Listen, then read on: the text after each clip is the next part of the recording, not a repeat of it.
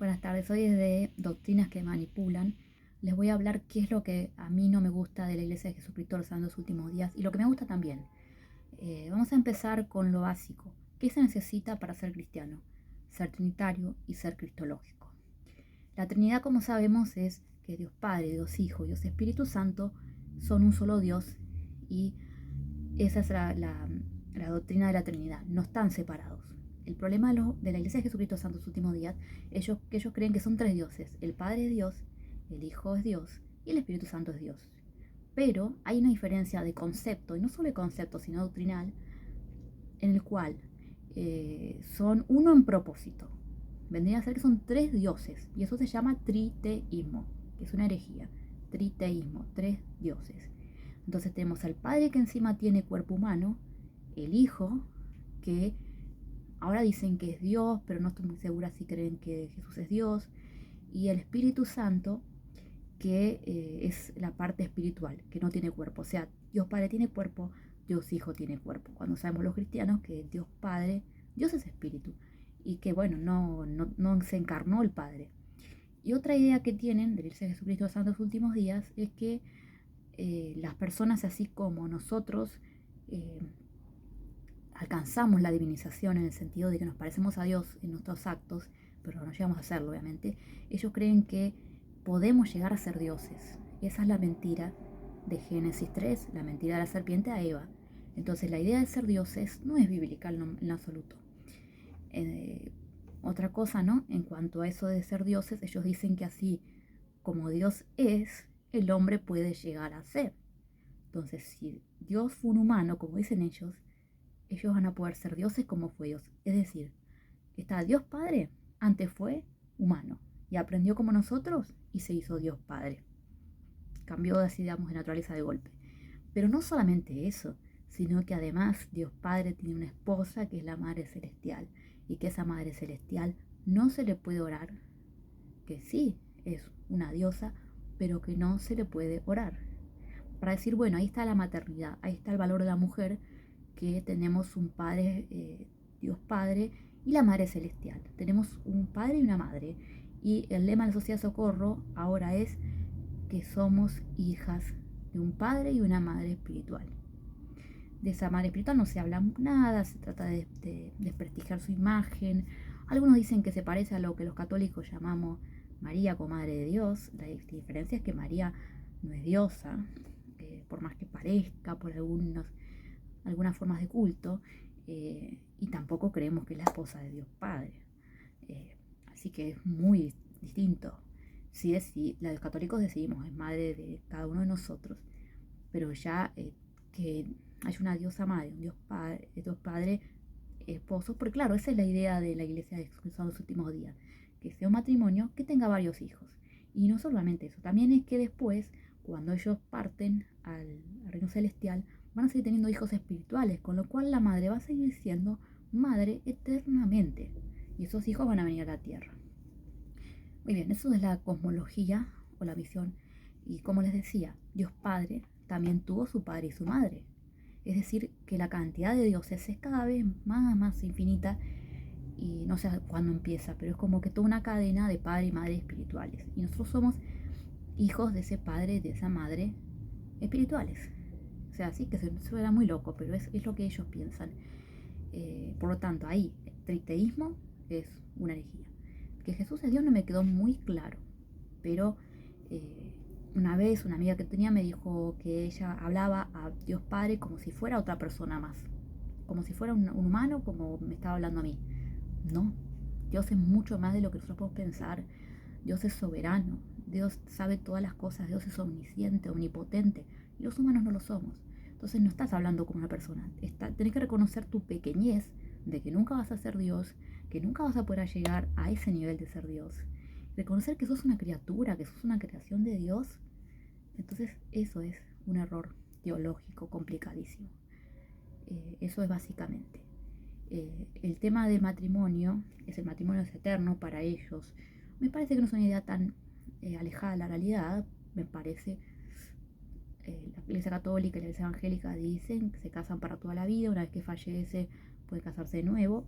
El tema es que para ellos, para la Iglesia de Jesucristo de los Santos Últimos Días, el hombre sí se puede casar por el templo, y la mujer que queda sin el marido se puede casar de forma civil solamente. Y ahí tenemos una especie de machismo. Así que bueno, la mujer lamentablemente no puede casarse en el templo. Y en el templo, ahí se unen, se sellan, dicen, por la eternidad. Eso quedan así, con el marido, con la esposa. Y aparte tienen cada uno su nombre, se les da un nombre en el templo y solamente el marido sabe que la esposa tiene un tal determinado nombre y ahí la va a llamar. Y después en lo que cuentan es que en los rituales que hacen en el templo, que solamente hay templos, por ejemplo acá está en Buenos Aires, van a construir uno en Bahía Blanca, hay en otros lugares, en Córdoba, en otros lugares hacia Argentina, creo que hay en total va a haber 5 templos, y que solamente ahí se hace el sellamiento y el bautismo por los que ya partieron. Y las ordenanzas y las investiduras y todo eso, y usar una ropa especial que se llama Carmen, que dicen que los protege, que eso es una superstición. También se aprenden esos templos, señales específicas que son parecidas a la masonería, sacadas de la masonería, apretones de manos y demás gestos así, ¿no? Hacer la escuadra, el compás, todo eso. Y bautizar a las personas que ya partieron. Es decir, ¿por qué hacen lo de Family Search? Para buscar, a ver, esta persona si la pueden bautizar. No es que digamos, la persona que hace ese ritual se sumerge en la piscina, en la pila bautismal, y se bautiza por la persona fallecida. Y después la persona fallecida decide si acepta o no el evangelio. Porque según ellos la única salvación está en su iglesia y el único que se puede salvar y llegar al reino celestial van a ser ellos. Los que nosotros, los que conocimos el evangelio, porque yo recibí predicación de misioneros, vamos a quedar en el reino terrenal, que es un reino segundo en gloria. Y el tercero es celestial para los que hacen mal. Para los que hacen el peor mal, como lo que sería hoy el infierno, vendría a ser las tinieblas de afuera. Ahí están todos los inicuos, todos los que hacen el mal. Pero nosotros, todos los que predicaron los misioneros de ellos, vamos a ir a un segundo reino de gloria y no al primero, que es solamente, y atención, es solamente para el que se casa, digamos, un hombre que se casa con una mujer, la mujer que se casa con un hombre, solamente ellos pueden llegar. Si uno queda soltero, ¿qué pasa? Se le va a asignar un cónyuge en el reino celestial. O sea, bueno, necesita primero que se le asigne un Dios o un cónyuge. Y ahí sí poder yo lograr exaltación, y exaltación es ser dioses. Y la salvación es lo que nosotros conocemos como salvación, la salvación en el que nos dio Jesús. Así que hay algo más que la salvación, y la exaltación, lograr llegar a ser dioses. Por lo tanto, me parece un poco complicada la teología en ese sentido. Eh, bueno, no sé qué opinan ustedes. Y esto de la salvación por obras, hay de un problema. Para poder salvarse, para lograr, mejor dicho, la exaltación, se necesita casarse en el templo, y solo en el templo, para llegar después a ser dioses, que no podemos serlo. Ellos creen que van a ser dioses. Y aparte, para entrar al reino celestial tienen que saberse las señales, todos los signos que se le enseñan en el templo, y el marido acordarse el nombre de la mujer, para llamarla, para que después tengan hijos espirituales y reinar un planeta, porque van a reinar un planeta juntos como matrimonio. Y otra cosa es la salvación por obras, porque se le pide muchas cosas, mucha exigencia. El diezmo, ofrendas, el primer domingo, sea domingo de testimonios, y ayunan, y eso lo donan a la iglesia. Van sin comer a la reunión sacramental, que vendría a ser, bueno, salvando a distancia, ¿no? Una misa, una reunión evangélica, y ahí donde toman la Santa Cena, que es con pan y agua. Porque Jesús no toma jugo de agua medio pino, que era jugo de uva que no llegaba a ser fermentado, bueno, cualquier cosa, pero Jesús consagró pan y vino. Y en esa reunión sacramental, como les decía, tienen que renovar esos convenios mediante la Santa Cena, mejor dicho, la reunión sacramental de ellos, ¿no? Y cumplir otras cosas más. Por ejemplo, palabra de sabiduría: no pueden tomar café negro. En algunos lugares se les dice que aparte no pueden tomar ningún tipo de café, no pueden tomar alcohol, no pueden fumar, pero el alcohol y el cigarrillo te lo puedo aceptar hasta cierto punto. Con moderación no está mal, porque en la Biblia se recomienda en un momento que tomar para problemas estomacales, tomar alcohol para estar bien. Eso en el Nuevo Testamento. Y Jesús consagró con pan y vino, y en la boda de Caná se sirvió vino, y la gente toma vino, y no estaba mal tomar vino. Después otra cosa, obviamente las relaciones ante el matrimonio están prohibidas, y todo lo que sea ante el matrimonio y que no lleve después al matrimonio está prohibido. O sea, lo que sea antes del matrimonio está prohibido, como sabemos en casi todas las iglesias. Bueno, eso. Y son un montón de ordenanzas. O sea, vos tenés que hacer esto, esto y esto. Reciben el llamamiento. Los llamamientos son como servicios en la iglesia, que puede ser de describir la historia de la estaca, acompañar a los misioneros en alguna cuestión. Después ser maestra de primaria es un llamamiento también, como sería como enseñarle a los niños el evangelio de ellos. Eso es cuestionable en sí, tener que hacer tantas cosas para poder complacer a Dios. Tantos convenios, ordenanzas, tantos sacrificios, que Dios me quiere misericordia en los sacrificios. Y manipular a las personas a que hagan toda esa cantidad de rituales para decirles, mira, vas a lograr esa salvación, vas a llegar a ser Dios. Y ser Dios no es posible. Y bueno, vamos a parte de los evangelios que tienen ellos. Ellos tienen 4 evangelios. La Biblia, que creen hasta dónde está correctamente traducida. Por lo tanto, creen que la Biblia tiene errores de traducción. Y José Smith el profeta de ellos, hizo algunas traducciones. El libro de Mormón, que es otro testamento de Jesucristo, que en algunos puntos contradice la Biblia, cuenta la llegada de Jesús a América, que yo digo, puede haber llegado Jesús a América, pero no creo en esa forma porque ellos se bautizaban el nombre de Jesús como 600 años antes de Jesús, y así antes de Jesús. Digo, ¿cómo pueden entender? ¿Cómo pueden ser los de acá de América más inteligentes que los israelitas? ¿Qué tienen más inteligencia? Que son superiores a los israelitas, tanto que estuvieron ahí con los profetas y toda la historia de Israel, para que en el libro de Mormón te diga que los de acá de América entendían más fácil y se bautizaban, y que había sinagogas, y que después ahí, más adelante después se fundó la iglesia, se restauró recién en el siglo XIX. Había sinagogas en América, o sea, es muy raro.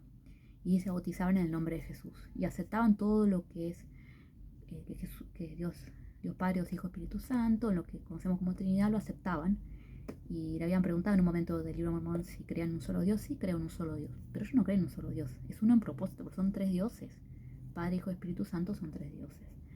Y el libro de Mormón entonces lo consideran otro testamento que es más perfecto que la Biblia. Y bueno, ya la Gálatas 1 nos había dicho que no hay otro evangelio, que el que nos predique algo distinto sea anatema, que quiere decir maldito. Muy fuerte, pero lamentablemente es así. Y no hay solamente ese evangelio, hay evangelios progres, hay falso evangelio de la teología de la prosperidad, la teología de la liberación. Esos son falsos evangelios. O para decir que no, los de esta iglesia solamente están equivocadas, son muchas las que están equivocadas.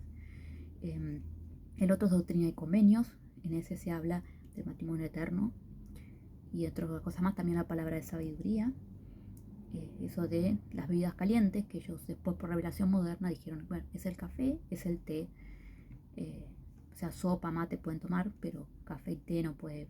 Y el mate es adictivo, como la cafeína y el té, así que es raro, ¿no? Porque bebidas calientes en un principio, bueno, las revelaciones más modernas dicen que es café y té. Y el otro es la perla de gran precio, en la cual se habla del sacrificio de Abraham, y en realidad ya se descubrió que esa imagen que está ahí del sarcófago y todo eso, en realidad estaba referido a la mitología egipcia, que no tenía nada que ver, y que José Smith lo que hizo fue agarrar cosas de Egipto y tomarlas como decir esta revelación moderna. Y ahí se habla de los dioses crearon.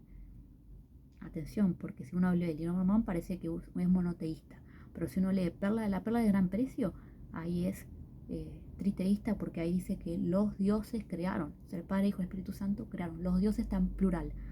Y la perla de gran precio es un libro muy pequeño. Así que tienen esos 4 libros, que muchas cosas se contradicen entre sí, entre los 4 libros, y creen que el profeta actual sigue teniendo revelaciones, cuando sabemos que la última revelación vino por medio de Jesús. Que son enviados de Dios, sí, pueden ser los profetas. Ellos tienen los apóstoles, los 70, los 12 apóstoles y los 70 como autoridades. Pero el único que reveló todo, la última revelación fue Jesús. Podemos tener inspiración, pero decir que, o sea, ellos pueden cambiar constantemente las doctrinas porque están inspirados y reciben revelación. Así que en todos esos puntos, espero no olvidarme alguno más, considero que los de la Iglesia de Jesucristo hasta los últimos días, por más que crean en Jesús, no son cristianos, porque no son trinitarios y la cristología es un poco complicada. También afirman que Jesús se casó, que tuvo 3 mujeres, María, Marta y María Magdalena, tuvo 3 mujeres, nada que ver porque no dice en ninguna parte de la Biblia eso. Así que, bueno, que José Smith es el enviado de Dios, es el profeta de la restauración de estos tiempos, y que José Smith tiene que aceptar a la persona y después llegar a Dios. O sea que José Smith termina siendo un intermediario entre Dios y los hombres, cuando el único intermediario entre Dios y los hombres es Jesús y no es ninguna persona, aunque sea profeta. Así que ese es mi cuestionamiento sobre la Iglesia de Jesucristo de los Santos Últimos Días. Que valoro, por último, la noche de hogar, como les decía en el video anterior, el hecho de que puedan reunirse en familia y compartir el Evangelio y aprender el Evangelio desde muy pequeños. Lo que es la enseñanza dominical de la maestra está dividido también por grados y se les va enseñando el Evangelio por etapas, por lo que ellos pueden entender. Tienen literatura, entonces esa literatura, esos manuales, se enseña cómo se tiene que manejar la iglesia y tienen un cierto orden. La Santa Cena también tiene sus himnos, que a algunos les gustan más los himnos solemnes que se dicen, y bueno, eso es, espiritualmente les hace bien a ellos. Sí, se puede variar eso. Y otra cosa, la verdad que es un sacrificio para los misioneros, que a los 19 años se van, los hombres están 2 años en la misión y las mujeres 1 año y medio. Hace un tiempo ninguno de los dos podía, o sea, ningún misionero podía contactarse por su familia, solamente por mail y solamente por teléfono, por el Día de la Madre y el Día de Navidad, cosa que era un desarraigo de la familia para estar más concentrado en predicar. Y eso ahora se sacó y ahora sí puede haber una comunicación. O sea, solo podían contactarse con personas para llevarles el Evangelio, para predicarles, hacer proselitismo, como ellos dicen. Así que en ese punto, bueno, son 2 años la vida que aprenden muchísimo porque aprenden a veces otro idioma, aprenden otra cultura, pero por otro lado son muchas horas. Y por ejemplo el P-Day, que le dicen el día libre, que es los lunes, ellos tienen libre recién hasta las 6 de la tarde. Para las 6 de la tarde tienen que seguir trabajando. Yo pensaba antes que era todo el día, no. Así que se dedican casi todo el tiempo a la iglesia, se levantan temprano y desde ahí empiezan a predicar. Jovencitos, 19 años. Eso los hace madurar como espiritualmente, como personas, pero por otro lado trabajan gratis para la organización. Así que eso es lo que opino sobre la Iglesia de Jesucristo Santos Últimos Días.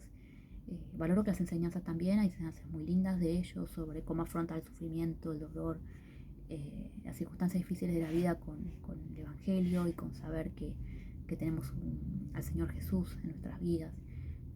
Todo lo que sea la fe en Jesús está muy bien, pero hay ciertos puntos en los que no puedo comprender cuál es la cristología de ellos y la Trinidad, aunque dicen que creen en la Trinidad, pero no de la forma que los cristianos creemos. En realidad no creen en la Trinidad, son triteístas.